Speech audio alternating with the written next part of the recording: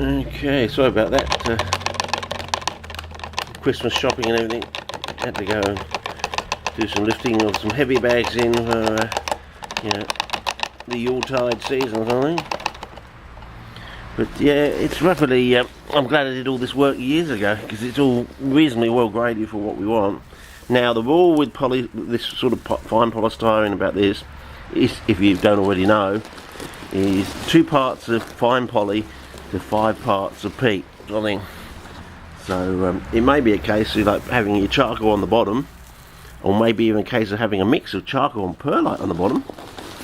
Then you'll have a peat maybe mixed with your poly because it's nice and soft, you know what I mean? It's not going to grind the roots to a bit. So it may be a case of having charcoal and perlite in the bottom of your hemisphere bowl, your Pyrex hemisphere bowl, sort of thing, generating the reductive flammable gas, which then goes up through your peat with, you know, 5 parts of peat and 2 parts of poly, sort of thing. It could be what they're already doing, and everyone thinks the poly and the peat is really perlite.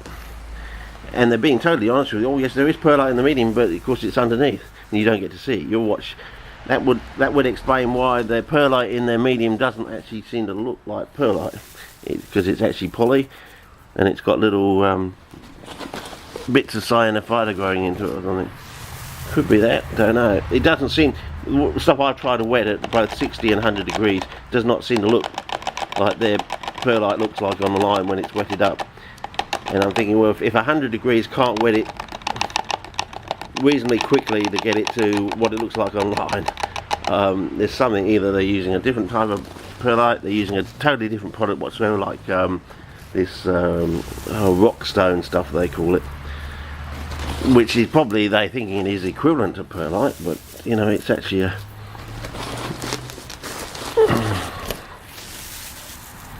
yes, it's snowing, fellas.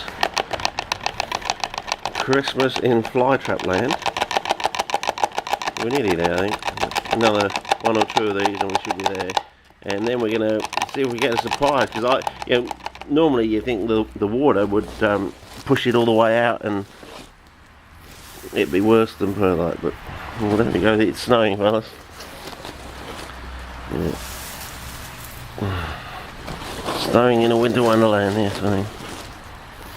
I think I've more used up the whole bag, you see. It does fit well. Well, it is finely graded, but not. This isn't the ultra fine that the stuff. This is like taking out some of the. I'm going to go one more handful, I think, and we should be done.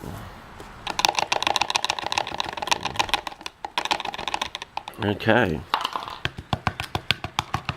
Well, maybe not. Just a little bit more, just to see, just to finish it off. Because I'm hoping it will just sort of lock itself in there if it doesn't all suddenly float to the surface or thing. Yeah, I think that's about it, fellas.